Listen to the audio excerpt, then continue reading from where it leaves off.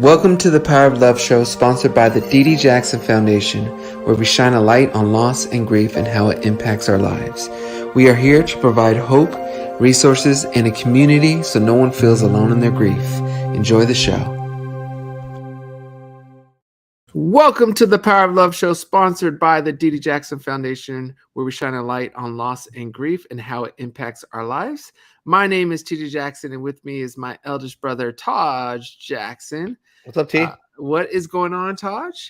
We, of course, are live right now on Facebook and YouTube, but you may be listening to us via the podcast. Yes, each and every one of our episodes are uploaded into the podcast cloud. I don't know the correct terminology, but it's a place where you could download all of our episodes and listen to it on your own time.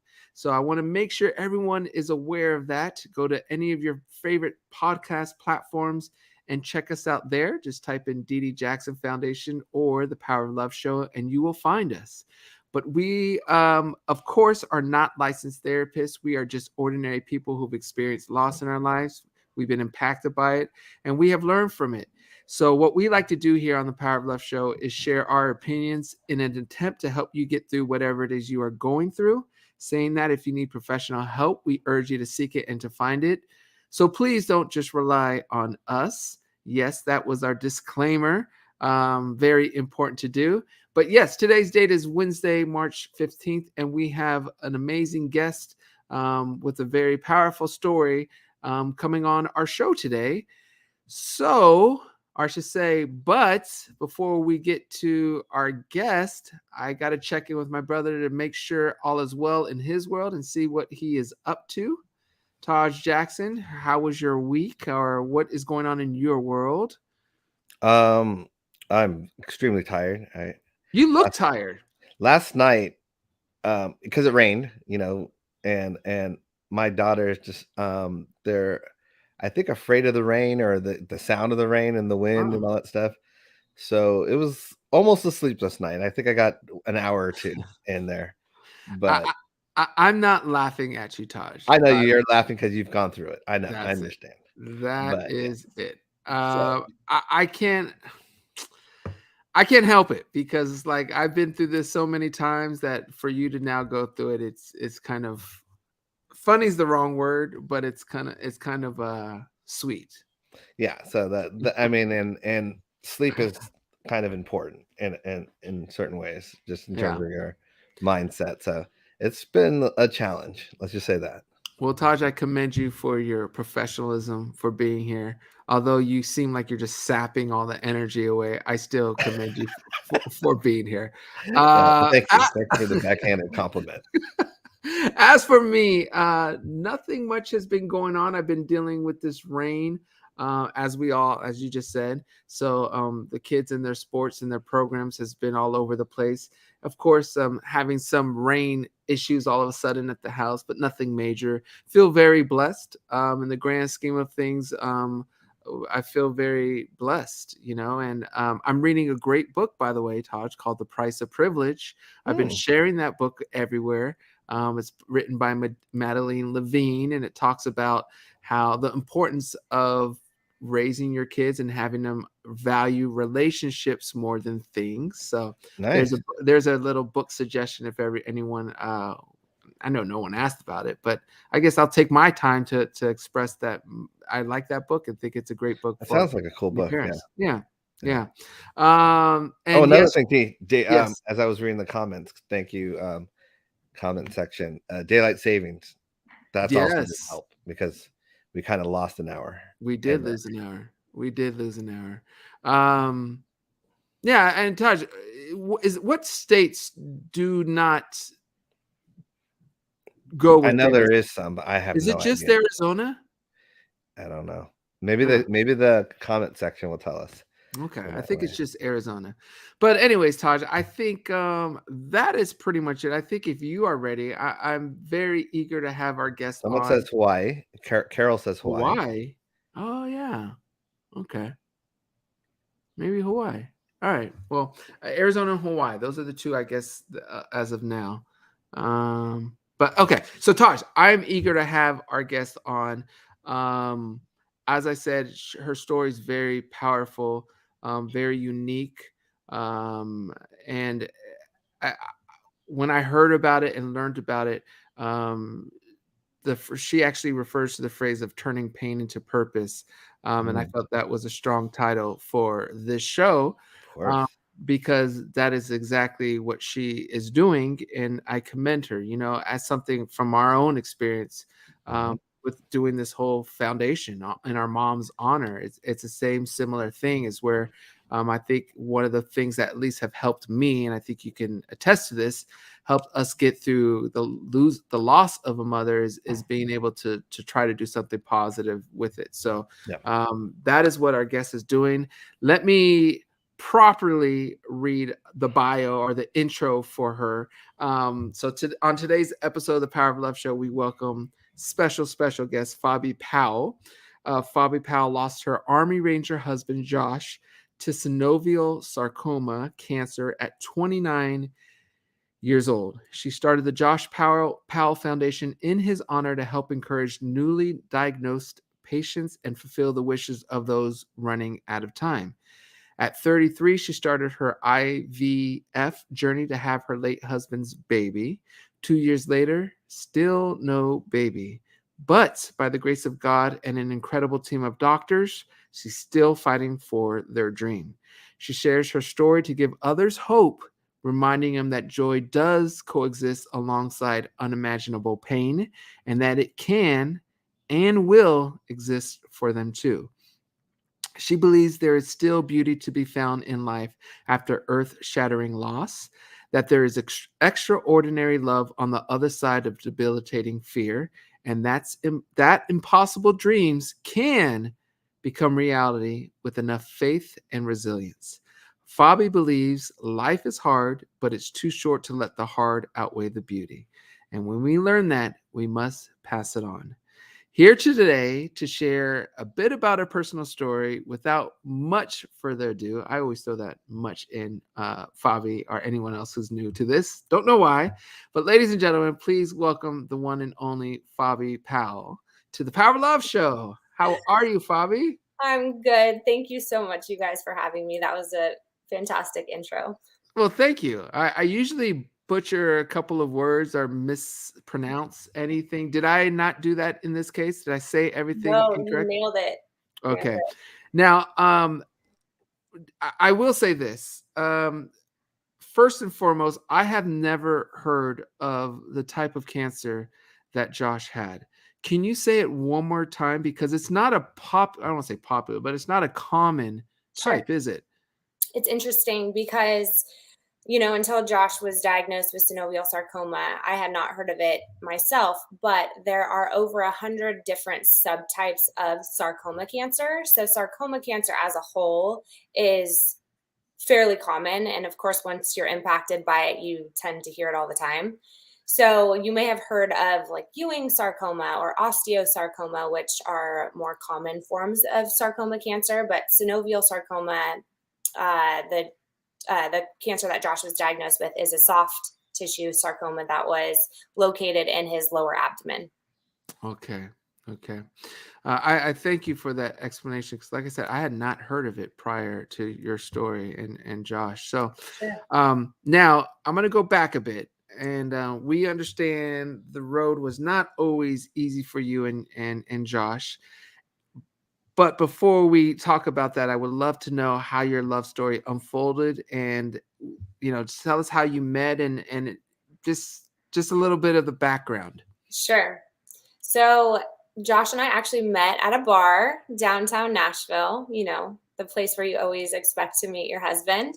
I was visiting from Southern California, where I was born and raised and spent the first 27 years of my life. I always loved country music, and my best friend from college did too. And we've always wanted to go to Nashville. So we packed up, did a girls' trip, and just ended up meeting Josh on my last day on that trip. Never thought that we would ever see each other again, let alone get married. But, the good Lord had other plans for us. And that day led to us having this long distance love story. which very quickly turned into Josh being diagnosed with synovial sarcoma just 2 months into our love story, which, if you can imagine, kind of threw a little wrench into our fairy tale and, just put life into perspective really quickly for us. Josh was 2 years younger than me, so he was 25 at the time of his diagnosis, and I was 27, and we were both at a peak place in our lives. He just got stationed at Fort Campbell. He had just graduated from West Point, where he played football for Army, and just finished Ranger School and was at the top of the world, and had all of the amazing things to look forward to starting this career in the military. And for me, same thing. I was so excited to have this new love in my life and had a really great career back in California. And then cancer, it doesn't discriminate, it just shows up when it wants to and takes the best of them. So that was the first obstacle that Josh and I faced, which was a really big one. Yeah, I was going to ask, Fabi, did you have any experience or know anybody who had been suffering with cancer prior to Josh? It's a great question. I look back at my life and I see how God strategically placed certain experiences in my path to help prepare me for what came next. I had a 3-year relationship before I met Josh, and his mom, who I was very close with, got diagnosed with breast cancer right when I was kind of phasing out of the relationship. And I had, a front seat to her diagnosis and battle. She was actually the first person I called after I found out that Josh had cancer. And so I had this, front row seat to what a diagnosis with cancer looked like, which in hindsight somewhat prepared me for Josh's diagnosis. And I knew that God gave me this caregiver's heart, and his diagnosis, instead of scaring me away, just made me want to be closer because I knew that I could love him through it. And then there was a moment where his cancer was in remission. Is that correct? Yes. And things were looking on the brighter end, and you both were engaged and you're approaching a wedding, which can you explain that bit of the story? Because to me, that's so powerful, and it just talks. And I love. I'll chime in because there's something that Josh did that I loved. But yes, if you could share that bit of the story. Yeah. So of course, any battle with cancer has so many ups and downs. Josh and I liked to focus on the joy in between the mess. And so Josh ended up proposing back at home in California. We were in Laguna Beach, our favorite spot to go to. It's funny, after I decided to move to Nashville for Josh, he then proceeds to tell me, we should move to California. I just love it there so much. I'm like, excuse me, I just moved my whole life to Tennessee for you. We are not moving to California. But ironically enough, we were actually back at home for a wedding of his buddy who he went to West Point with, but happened to grow up just right down the street from me. And our dads knew each other in the cycling world, which again just shows how small our world is. So I'm going home, going to this wedding for his friend, not knowing that I'm getting proposed to, until Josh decided to wear fitted jeans to the brunch that we were going to with the ring in his pocket, but that's a different story. So, Josh got down on one knee and asked me to spend forever with him in my hometown. And he was in remission at the time. He had a major surgery at MD Anderson that January. This was May. There was a lot of recovery that needed to happen between that surgery and then. He had a 13-hour hemipelvectomy is what it's called, and they were able to save his leg, but they took muscle flaps from both thighs, removed his lower abdomen completely, and part of his bladder, part of his pelvis. It was a very, very invasive surgery. So if you can imagine, getting out of that hospital was all Josh wanted to do, was get me the hell out of here. So brought him home and nursed him back to health. And in the meantime, he's planning this proposal, which I have no idea about. And, from there, we had this follow-up appointment at MD Anderson, and we're thinking like, we're finally going to be able to experience this beautiful life on the other side of cancer, on the other side of all of this pain and just uncertainty, right? And that's when we found out that his cancer had metastasized to his lungs, which is never what you want to hear, especially for anybody who knows sarcoma cancer. It's a really nasty disease, one of the worst. And once it metastasizes, it's pretty rough to reel in from there. So we had some treatment options still available. And with that, there's hope. So us being the silver lining people that we are, we're like, okay, we still have this, there's still hope on the table. Like, let's keep fighting. And he had 2 chemo options that we tried that started in June. By the end of August is when we found out that neither of those options were working, which inevitably meant that the cancer was taking full control of his body. And his oncologist at that point had to have a really hard conversation with us. And then you guys decided, after the engagement and after knowing or learning about this difficult news, you guys decided to expedite, I should say, the wedding, or move it up 6 months. Whose idea was that? And the second part of my question will be, how did you navigate the simultaneous feelings of joy of a wedding versus the grief and sorrow of dealing with this really difficult reality? No, it's a great question. So I forever, to the end of my days, will just praise Josh's oncologist, Dr. Arujo. We're dear friends still to this day. And she gave us the gift to spend the remainder of Josh's time here on earth with me and his loved ones, the ability to live out those days the way that we wanted to, by having the really, really hard conversation with a 27-year-old Army Ranger and his soon-to-be wife that he's not going to make it to our wedding. So many times I hear that these conversations are not happening. That's the reason why I touch on it, because it's so important to have those hard conversations, to give these people the ability to make the choices and have the conversations that they want to have before they're gone, instead of having it be this like, oh, by the way, you're dying, when you have this very limited time. I mean, once your cancer metastasizes to time of death, with sarcoma cancer specifically, is a very short window of time.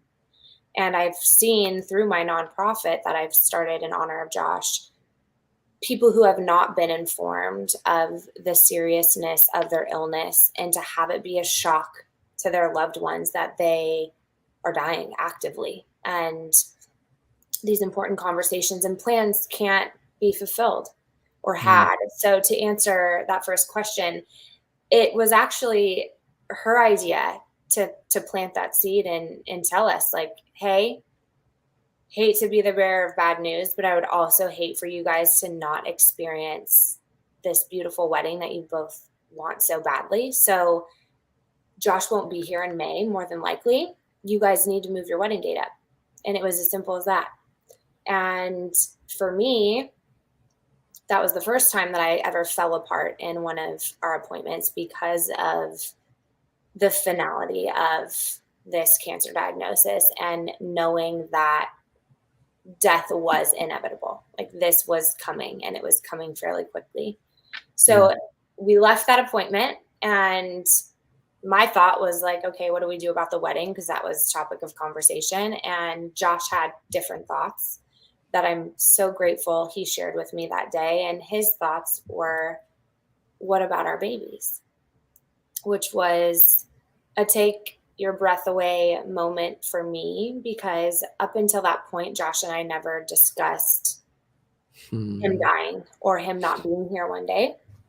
And so to me, I know how intentional that conversation was for him to lay that on the table. Like, I still want you to be the mother to our children should I not be here.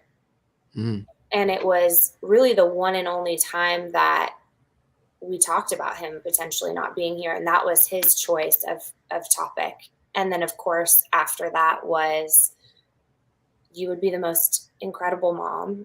And how cool would it be to have a little piece of me still be able to live on forever, even though I may not be here anymore? And that was the greatest gift that he could have ever left me. It's beautiful. So, and now I guess this is a good time to pivot to your IVF journey. So you and Josh decide to pursue expanding your family via IVF despite his prognosis. Were those conversations difficult? Both of you knowing he wouldn't be present to experience the journey with you, and how was navigating, or I should say, how has navigating this fertility journey affected you to in the past as well as today? Yeah, IVF is the hardest thing I've ever done in my life besides navigate life without Josh. Can I ask real quick, when you say that, I mean, because I know a bit about IVF, but obviously I don't know about IVF. Sure. So what does someone like me who just knows the term, knows what it is, what is it that we really don't know about IVF? Yeah, I think the most common misconception is that if you do IVF, you get a baby. And that is probably the most simple thing to understand as to why it's so difficult, because not only is it extremely financially taxing here in the US to go through infertility treatment, I'm talking like one round of IVF for me, for my first round, just to do the egg retrieval and create the embryos, was $26,000. Wow. That's not including thousands of dollars worth of medication. That's not including travel if your clinic is out of state. That's not including genetic testing, which is an additional $5,000 or $6,000 if you're in a situation like me, trying to avoid a specific cancer mutation that you know runs in your family. So, I mean, the number of families who are faced with having to choose the IVF road and not even being able to start it because of the financial burden. And then, not to mention, I've done at this point 5 egg retrievals and countless losses and pain, and having to relive losing Josh all over again every single time I have a loss along this journey. And that has nothing to do with the physical toll that it takes on your body, having to give yourself injections every day. I mean, for me, I'm doing this solo, right? So all of them are given to myself. I'm doing it all on my own. Wow. So that just gives you a little snapshot into, you know, what a journey through IVF looks like. And that's like the smallest little snapshot. But then to think after all of that, there's still a possibility that you never end up with a baby. And Josh said something, I think, and you correct me if I'm wrong, but he said for him it was important for a piece of him to be continued on, right? And for life to be continued. That is probably something that helps push you to make sure and to give your absolute best to make this happen. I just wanted to share that tidbit for people to know, because I think it's important. You know, this isn't just something you want; it's something you both wanted, and it's a goal and dream of both of yours. So you share your entire journey publicly with your social media community, and your website states that you do so in hopes that they will take away the valuable lessons and perspective that you've gained after experiencing extraordinary love, unimaginable loss, and navigating life after without having to personally experience the unimaginable pain that got you here. What has the response of your online community been? Has this cultivated community helped you feel supported? And has their support aided your grief in any way? If so, how? Absolutely. This community has carried me in so many hopeless situations. I made the really hard decision to share my IVF journey publicly. That was a conversation between my mother-in-law, who I lost in 2020 to cancer as well, and my brother-in-law, who is Josh's younger brother. We're all very, very close. And I wanted to make sure that they were okay with me opening up this piece of my life to the world to see. And they were 100% on board. And if it weren't for that community, this village that we've cultivated through my social media platforms, I would never have been able to go through 5 rounds of IVF. So, as you guys know, creating community is the most valuable thing you can do for people who are facing adversity. We feel so alone in our journeys. Being a young widow, it's like even connecting just with another widow, you still feel alone. But here I am surrounded by people who are going through like what seems to be trivial things. I'm 29 years old at the time, and my friends are like upset about a boyfriend that pissed them off, and I'm like, I literally just lost the love of my life, watched him die an excruciatingly painful death to cancer. Like, I feel like nobody can relate to what I'm experiencing. And surely there are so many people out there feeling this same thing. So by sharing, if I can help someone else, at least there's purpose in me feeling like this. At least God has to have like some greater plan as to why I have to feel this pain on a day-to-day and figure out how to navigate life and find joy on the other side of all of this. And man, am I grateful for sharing, because I have all of these people who constantly reach out and feel heard and seen and feel like they're not alone. And in turn, I feel the same thing. So it's like this beautiful ripple effect. And it's really the same concept, from what I understand, with your nonprofit and your why. And then same thing with the Josh Powell Foundation. It's all like every single one of us are going to experience loss in our lives. It's literally the one thing that we can for sure say that we're all going to have in common at some point. And yet we still don't know how to make it be just a normal part of conversation and make it this less taboo topic. And it's conversations like this that are moving the needle in a direction where we don't have to keep burying this pain. We can talk about it and keep our people alive and, create legacy through all of this and find purpose within all this pain that we experience, and know that God's plan isn't to hurt us. It's to help us grow and help us morph into who he wanted us to be, to fulfill whatever that thing is he has for us to leave behind.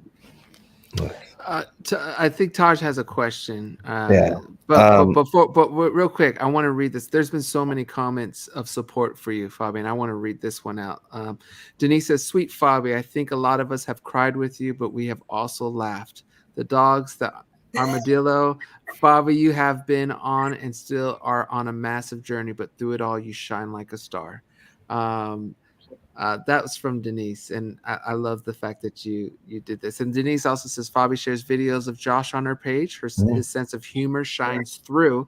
I assume that's your Instagram page. Is that right? Yes. Okay. Yes. So everyone listening or watching, you can follow Fabi on Instagram at Fabi Powell. That's FABIPOWELL.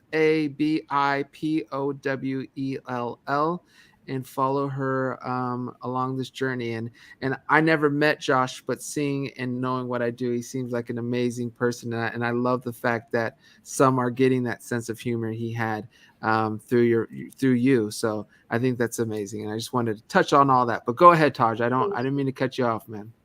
No, I think it's incredible what you're doing in that way. I just had a quick question. It kind of goes further back, Sure. but in terms of when you and Josh were going through all of this, what was, because I know you have to be equally strong for him, but also for yourself.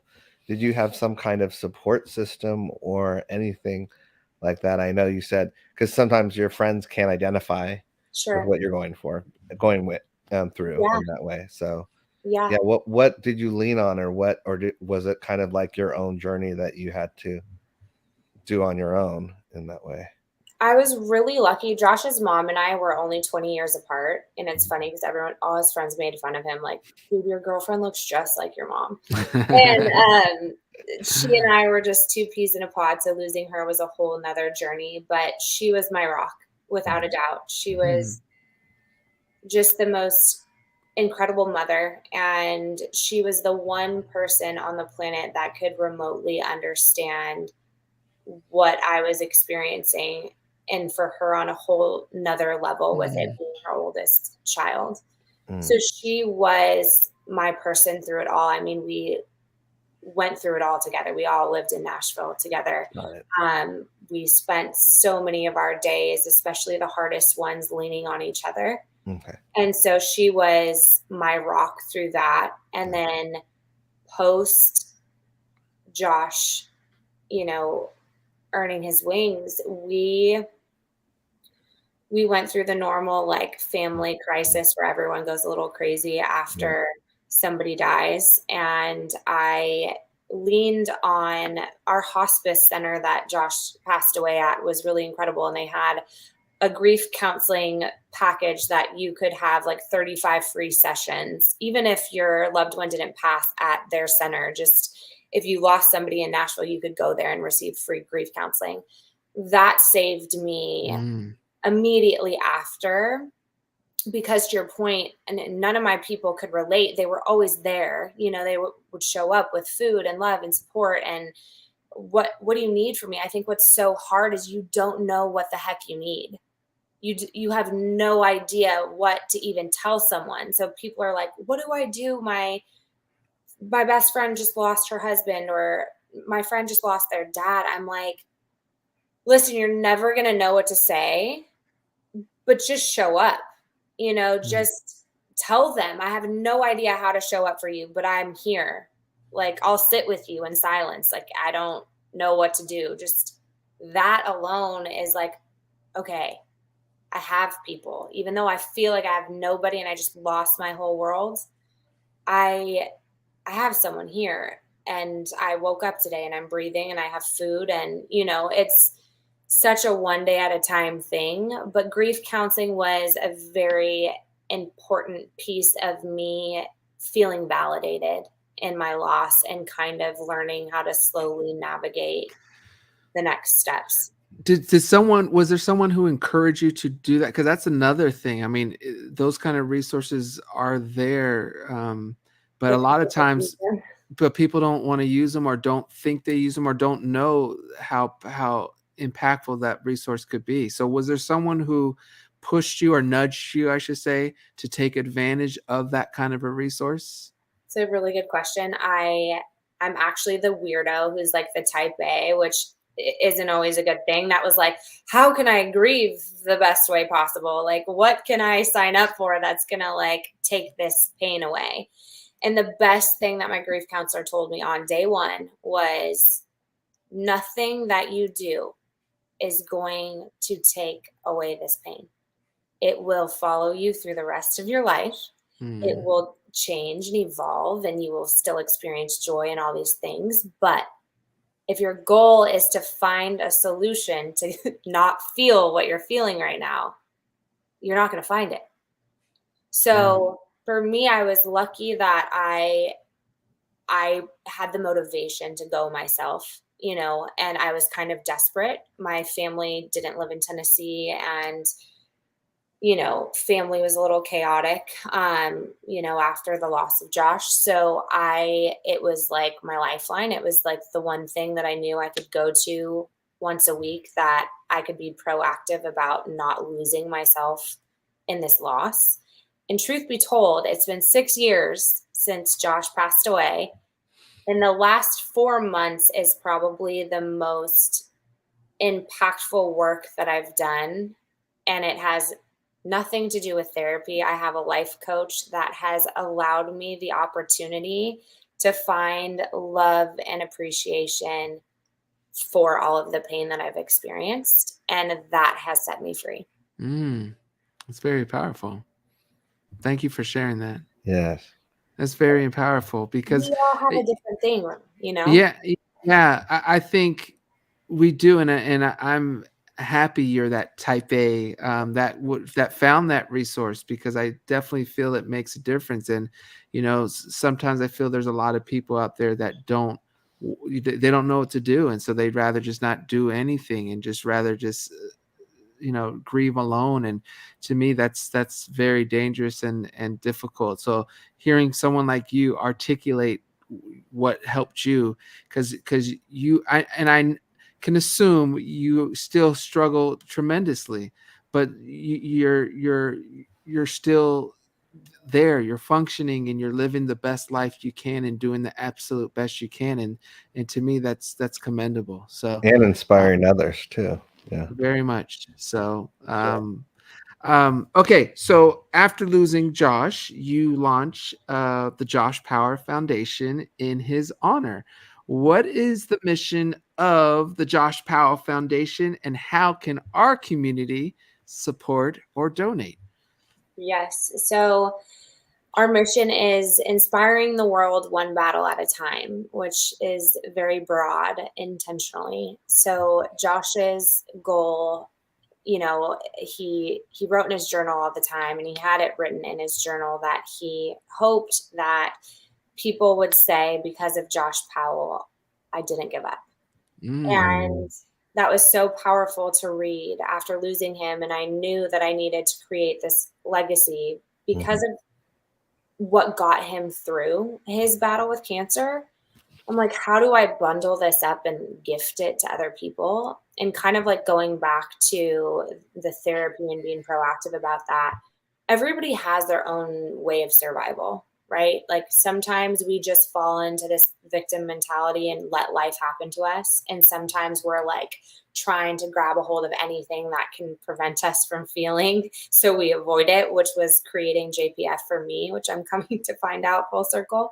But the mission is gifting this strong mind, strong outcome mentality, which is what got Josh through his battle without being a victim to this cancer, and not giving power to the thing that was internally killing him. But his mindset is what allowed him to continue to experience joy and life, and continue to have goals and dreams and aspirations.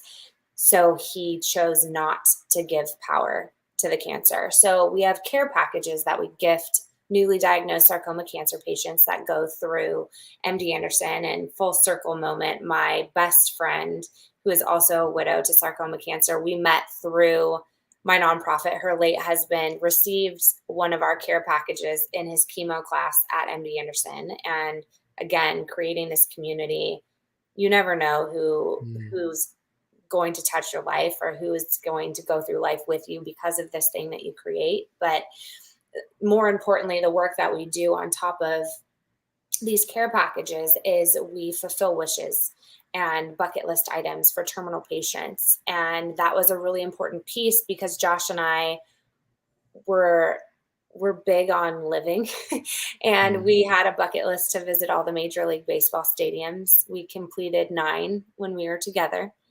And again, your Sounds sweatshirt, we had season tickets to the Nashville Sounds, which I love. I feel like Josh is here with us just as soon as I saw that sweatshirt. And I ended up completing all 30 stadiums after he died. And it was really my lifeline. It's what I threw myself into to keep living after he passed away. And so I found value in gifting experiences like this to families who are experiencing these devastating terminal situations. Not only is it amazing for the patient to be able to experience a lifelong dream, but the memories that their family will be able to cherish and hold on to long after they're gone. That's very important for me. It's actually pretty amazing to tie it all together. If anybody feels called to donate to the Josh Powell Foundation, we have a patient. His mom reached out to me 2 days ago, and she said Logan would like to become a firefighter. He is a sarcoma survivor, so one of the really blessed ones who is living life on the other side of sarcoma cancer. Craziest piece of this is Logan received a care package years ago when he first started facing his battle with sarcoma. His family ended up moving to Tampa, which is where Josh went to high school and was the quarterback for the football team at Wharton. Logan is a senior at Wharton on the football team. Wow. And I was leaving my girlfriend's house, who is the mom of a sarcoma survivor, had his leg amputated at 2 years old, is now just got accepted into the fire academy. I mean, if you think God isn't working through all of us in all beautiful and painful pieces of our lives, like, let that be a testament to the bigger picture of all of this. So all that to say, we are raising $6,500 to send Logan to the Fire Academy to fulfill his dream, which in turn will allow him to continue to inspire others through his battle and his victory on the other side of his sarcoma diagnosis. So just a little sneak peek into what we do, but that's the current mission right now, is let's make Logan a firefighter. I love it. So Fabi, how is there a website or somewhere directly where we could share that for people who are listening who do want to donate, where they could donate? Absolutely. So joshpowellfoundation.org. There's always a donation link there. I'm going to create a specific campaign for Logan. So if you follow me on social media at Fabi Powell on Instagram is where I am probably the most active. There will be a whole campaign for Logan that will be pushed out over the next couple of months. He would start in September, so we have a couple months to reach this goal. But joshpowellfoundation.org, you can donate directly there, or just give me a follow on Instagram, and you'll see more about Logan and his story, and he'll share that firsthand for you guys to see, and you'll be able to meet him. Great. So for those watching this broadcast, you can see joshpowellfoundation.org. For those who are listening, it's JOSHPOWELL, the word foundation.org. I love what you're doing. Todd, did you have something else? No, I'm just mesmerized by all of this, because I love the positive outlook, and I can tell the journey that you had to go through to get to that point in that way. And there is, as me and TJ have found out, and Terrell as well, helping others and having that purpose of, why did I have to go through this? What was the lesson? And then knowing that your loss helps others, and there's a lot to that in that way, and there's a lot of rewarding things, and so it doesn't feel like it was for nothing in that way. Because as you were saying, there's a purpose for everything, and I love how you connect the dots of certain things, and in that way, because you get reminders. As I think that's the thing of, you're on the right path in that way. Those little reminders daily. I get those too, that I get reminded, okay, mom's proud of you, or this or that, just in general, like, okay, I'm supposed to be doing what I'm doing. Yes, the validation that comes in right when you think, like, why am I doing this? Does this even matter? Like, am I even helping people, or it's that person that reaches out and is like, because of this thing, like, I'm doing this, or you helped me with this. And you're like, oh yeah, just going to reel it in and remember why I started this thing in the first place. And to your point, it doesn't mean that it's fair, right? Like it's not fair. Yeah. Life is not meant to be fair. We're here and we're lucky to experience the depths of all feelings, not just love and joy, but pain. Without that, we can't appreciate the love and the joy and the blessings. And we see it as a full experience, and we just are able to see things for as equally good as they are bad. We have more control over how we take the next step, and it frees us up from this victim mentality and feeling like the weight of the world and like, why is life happening to me? Why did this have to happen to me? And I mean, I could come up with a million instances on my IVF journey where I'm like, okay, we stole my husband and now we can't make this dang baby. Like, everyone's getting pregnant except for me. Like, what the heck? Like, what else do I have to experience? But then to see on the other side of that, like the benefit to experiencing these hardships along the way, I think that's where I've really freed myself from so much pain and grief and just these chains that life sometimes places on us. Uh, a couple more questions for me, Fabi. Having been through it personally and learning to navigate your life, I like to ask people who've been through very difficult situations what advice you would give to someone who experienced something similar. So my question to you is, what advice would you give a young widow who is currently grieving and feeling like life isn't worth living or just really down? What advice would you, who's went through this and is going through this, what would you give to them? I think two things are extremely important. One is you have to give yourself a hell of a lot of grace. This is something that I have to do on a daily basis, is look myself in the mirror every day and show myself love and grace, because it is such a hard thing to navigate any sort of loss on any capacity. So grace is the first thing, and you can't compare. Everyone has a different journey. Social media is beautiful in some ways and detrimental in so many other ways, where you think that everybody has their stuff together. Like, I cry on social media. Sure. Is that embarrassing? I don't really care, because it's probably helping somebody, but that's like a tiny little snippet into my life. Like, most of the time I'm hair and makeup and like giving lovely advice to people, but like, we're all just trying to figure it out. We're all a mess, and we're all just doing our best to navigate all these different curveballs that life is continuously throwing at us. So grace is always number one. And then number two is invest in yourself. Do the therapy, hire the life coach, do whatever you need, get the gym pass, do what you need to get control back into your life. And you can't let life just happen to you, because before you know it, years have passed and you have missed all these beautiful opportunities to experience the gift that is waking up every day. And my thing that I go back to every time is Josh would give anything to still be here. He would give anything to have his worst day back. I would give anything to have his worst day back.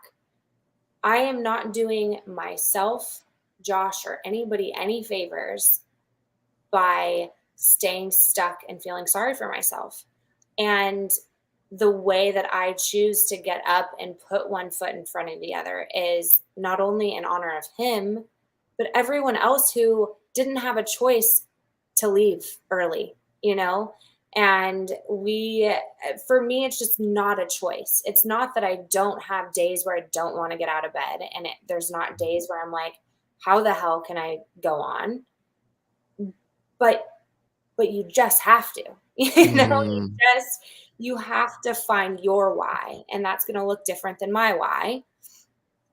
But today is a gift. This air in our lungs is a gift. Opening our eyes every single morning is a gift, and we think that gratitude has to be these big, extraordinary things. I mean, Josh's journal was literally like, I hope I can go to the bathroom today. I hope I can get a meal down today.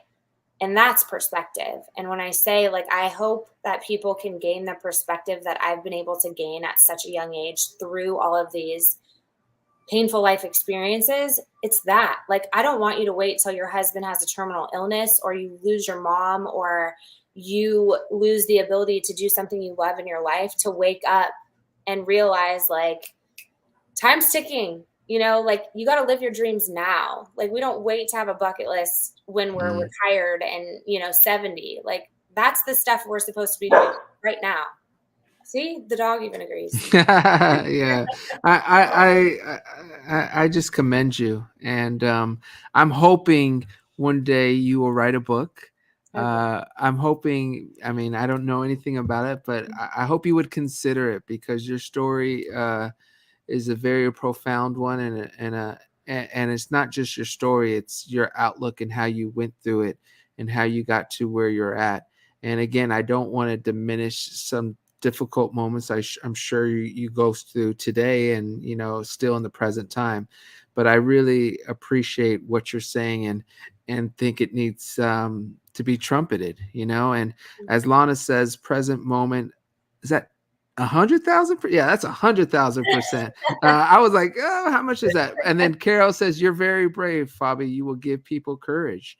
Shamira says, I'm so sorry for your loss. Pray for you and send you a lot of love. You're so powerful and wonderful, beautiful queen.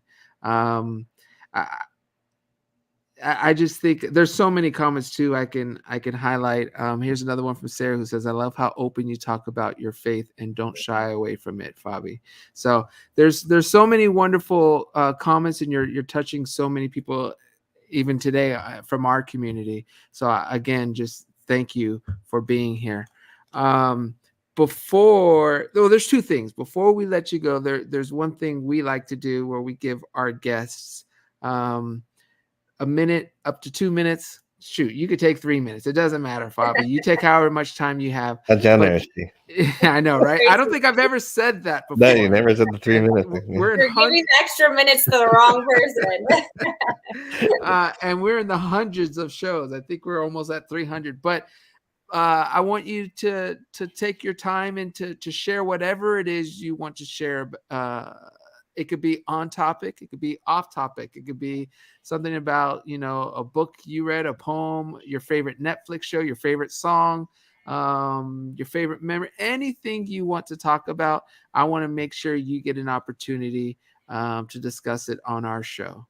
Well, thank you so much. You guys truly, like, this platform is so amazing. Your mom has to be so stinking proud of you guys. And I'm so blessed to have met you and been given this opportunity. So first and foremost, thank you so much. And I'm honored that you would give me the extra time. Absolutely. I have so many things I would like to share, but I'll keep it short and sweet. I think so often in life, we think that we have to wait until we're ready to do the things that are scary, writing the book, or applying for the job that we think we're not qualified for, or asking the person out on a date that we, find to be amazing or attractive, or whatever it is, and people sometimes will look to me and say, like, how do you live this fearless life? And I just posted a quote about this morning. That's the mistake that we make. We think that we are, these people that are doing these extraordinary things in life are fearless. We're not fearless. We just choose to do everything scared, step on that stage terrified. I have done many podcasts. I still get sweaty before every single one. And I'm like, oh my gosh, what am I going to say? Like, Am I going to be embarrassing? Like, am I going to, you just do it scared. Otherwise, you're never going to do anything, you know? And that's this common theme. I'm putting myself in rooms with people who inspire me, people who I feel like are smarter than me, doing more incredible things than me. And that is the common theme in every single one of those rooms of these people who are doing extraordinary things. It's you're never going to feel ready. You're never going to have enough money. You're never going to be prepared enough. You're never going to, you know, just have this like fearlessness wash over you. You just have to do it. You just go. I met with a girlfriend before one of my charity events for coffee to share a little bit about Josh, and she was like, "You know what? You know how Josh's phrases keep going?" And I'm like, "Yes, I have it, you know, all over everything, all over our merch." She's like, "Do you know what yours is?" I'm like, "No, I've actually never thought about it." She's like, "Just go." I'm like, "You're onto something there." And that's just it. You have to just go. Just do the thing that scares you, because before you know it, you're going to look back on your life and you're going to regret all of those things that you didn't do. And that's my biggest fear. And I know firsthand that I'm not going to be here forever after losing my husband at 27 years old and his mom at 53. It's these constant reminders of you might not be here when you think you're going to be ready to do that thing. So that's my advice. It's just go, live fully, love fiercely. You will never regret loving people, you know, showing people love, giving faith in humanity. That is something that we are all capable of doing. It doesn't matter how much money you have, how you grew up, where you're at in your life. We all have the ability to show love. And then if you want to learn more about this incredible work that has recently truly lifted the weight of the world off of my shoulders, not only for grief and loss, but my IVF journey, everything else. I just created a course with my coach that will be launching in the next couple of weeks. So if you guys are into like really investing in yourself and taking control of your life and being able to find love and appreciation for the most painful things you've been through and to release those chains that are holding you back, that course will probably be for you.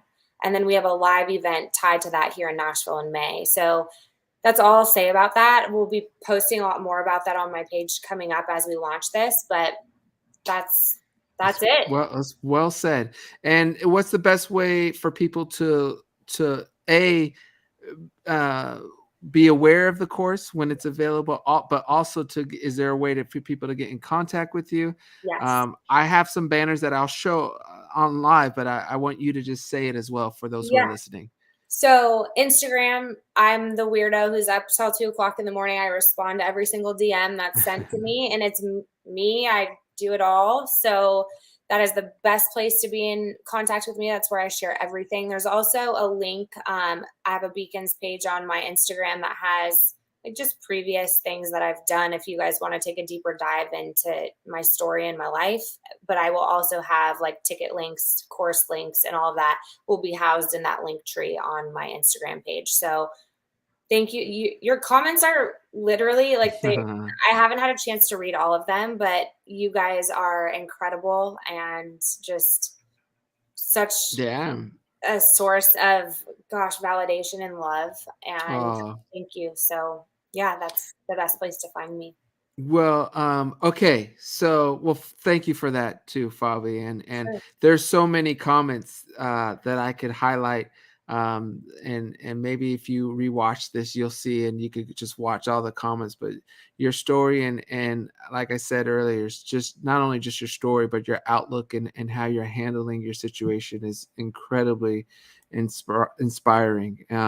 As Carol simply puts, you're an inspiration, Fabi. And Adrian says, "Thank you for sharing, Fabi." All caps. That's not all caps with blue, purple hearts. But one last thing I want to say, and then Taj, I'm sorry in case you wanted to say something. I know I've been hogging, but one more thing I want to highlight your GoFundMe for your IVF, and it's Granting Daddy's Last Wish, Baby P 2023. This is a GoFundMe page that Fabi has, where obviously the goal is to raise funds so we could try to make this wish an actual reality. GoFundMe. You know what? I don't know much, so I guess there's no GoFundMe link.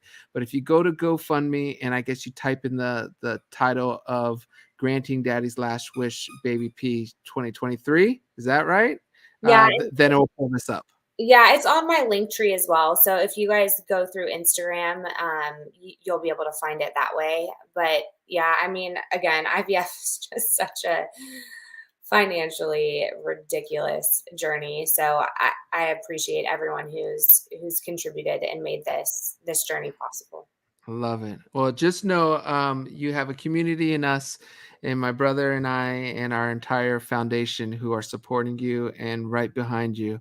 So, just really on behalf of everyone, we want to thank you for being here, Fabi, and sharing your story in the eloquent and articulate way only you can. So, Taj Jackson, is there anything else you wanted to say or share with everyone? No, just thank you so much for coming on and sharing your story. And I was just looking at comments and stuff like that, and I know our community just loved you in that way. And Amazing. I will double what TJ said in terms of writing some kind of book Yeah. or Thank and an audio book as well, because I'm always advocating the audio side. Oh, me too. That's how I listen to everything. Yeah. So do the audiobook first then. No, I'm I just love kidding. it. For us. Noted. But yeah, I think you just have such a powerful not only story but outlook in that way, and it is helpful. I always give that advice too, that when someone has lost someone, is turning that loss into kind of we'll use the word legacy, but you're honoring that person by turning that grief into something that now can help others in that way. And I just love your story. I really do. And I'll be looking for some kind of book or something in the future. Yes, stay tuned. It will come. And just to reiterate, I think when people hear inspiring stories, it's really beautiful, but I also think that we forget that we all have one. Yeah. So if you're listening to this, know that your life is just as inspiring. It's just I choose to share it publicly. You don't have to share it on a big platform, but know that your life and your story matters, and Yeah. you are so not alone in whatever it is that you're facing. And if you should choose to share it, I promise you will feel less alone in your struggles. So I just like to add that, because I find myself thinking like, oh, you're so inspiring, this person's so amazing, and in some way it makes you feel like less significant, or you're like, well, mine's not that cool, or like it's not as powerful. Uh, we all have a story. We've Yes, we all do. been through hell and back, and I think it's just identifying the purpose in it all. Wonderful. Well said, Fabi.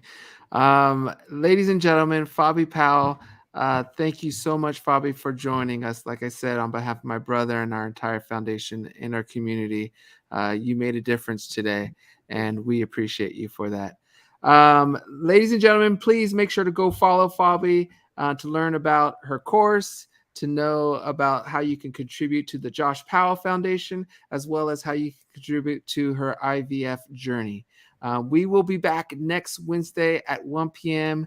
Everyone, please be safe, enjoy your loved ones, and God bless you all. Adios, everyone. God bless you guys.